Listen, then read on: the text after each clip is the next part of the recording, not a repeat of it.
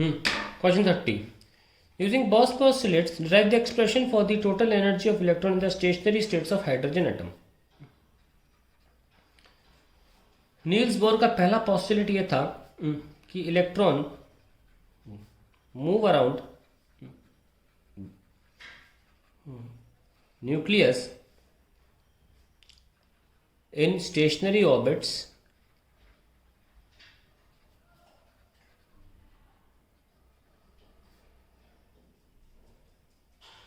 in circular direction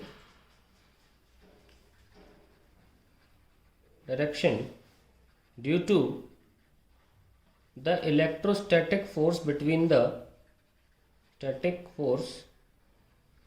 between positive nucleus and electrons, and it is this electrostatic force responsible for electrons to have centripetal force.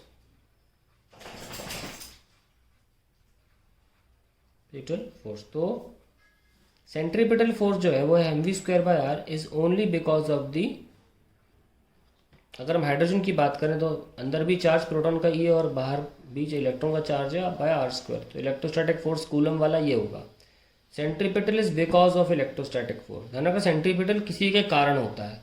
वो कारण कभी gravity होती है, कभी इलेक्ट्रोस्टैट होता है, कभी रस्सी में टेंशन होती है, पर mv²/r आता है. देने वाला कौन है, ये हमने आपको 3 एग्जाम्पल दे दिए. अभी इलेक्ट्रोस्टैटिक कारण है, तो हमारे पास पहली चीज़ क्या आ गई, mv² is equals to ke²/r, ये आ गया. अब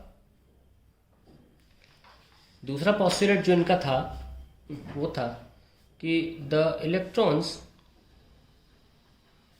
orbit only in those orbits where the angular momentum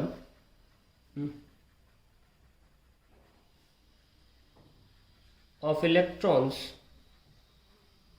is integer multiple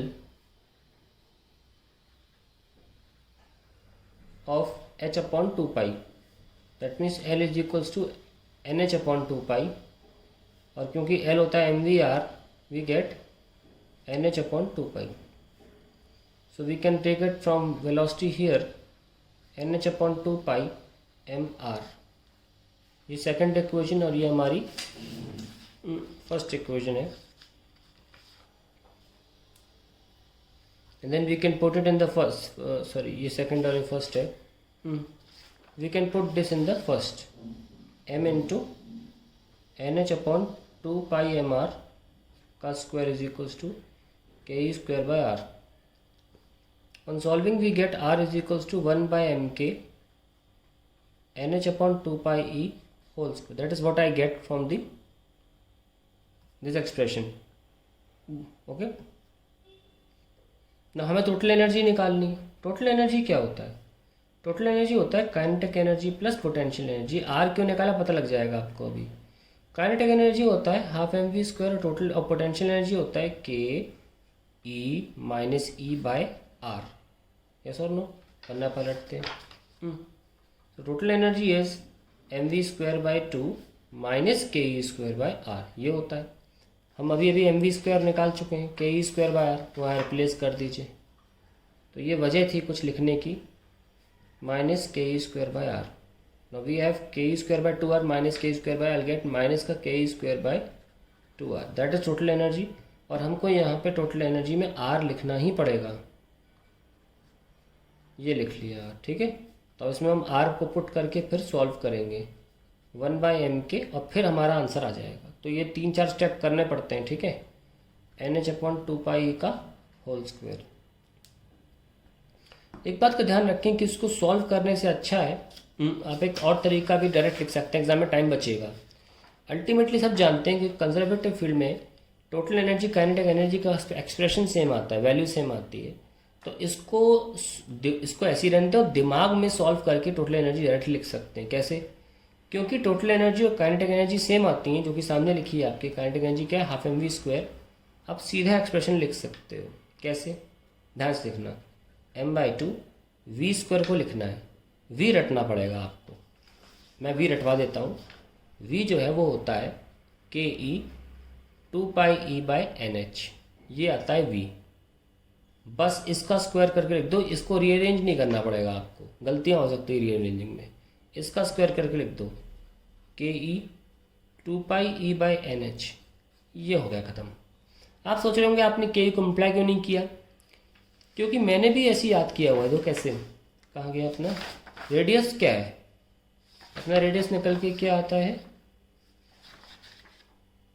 ये देखिए आप, रेडियस में NH/2π है और वेलोसिटी में 2πe/nh है। स्क्वायर नहीं है, पर देखो बिल्कुल रेसिप्रोकल है एक दूसरे के। ऐसे मुझे याद रहे इसलिए मैंने इनको ब्रैकेट में अलग लिया। अब आप खोलना, आपको इजी लगेगा। ठीक है, m/2 के का स्क्वायर हो जाएगा, e⁴ हो जाएगी 4π² n²h²। सो टोटल एनर्जी का एक्सप्रेशन आ गया। ये 2 से कैंसिल हो रहा है वैसे, 2π² e⁴ k²/n²h² into m। That is the answer to the first part, total energy निकालने के लिए। तो आर ज़रूरी है और वी ज़रूरी। वी निकालना नहीं मैंने, पर वी रटना ज़रूरी है अगर आप शॉर्टकट में चाहते हैं तो। अगला पार्ट क्या है इस क्वेश्चन का? State de Broglie hypothesis.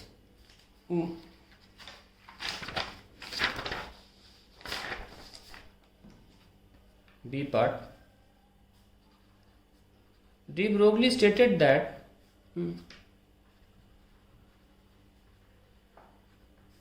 Nature loves symmetry, यही बोला था उसने, और सिर्फ इसी बेसिस पर उसकी बात सही निकल आई। Nature love symmetry. If light has, यानी कि wave has particle nature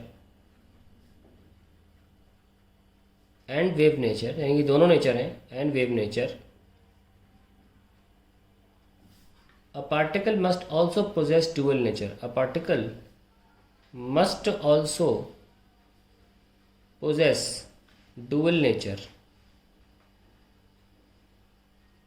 That is,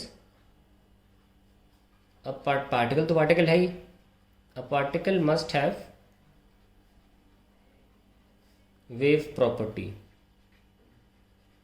ये इनकी हाइपोथेसिस थी और उन्होंने इस हाइपोथेसिस के दम पर वेव भी निकाल दिया था, वेवलेंथ भी निकाल दी थी पार्टिकल की, which is this. That is about D Broglie's hypothesis.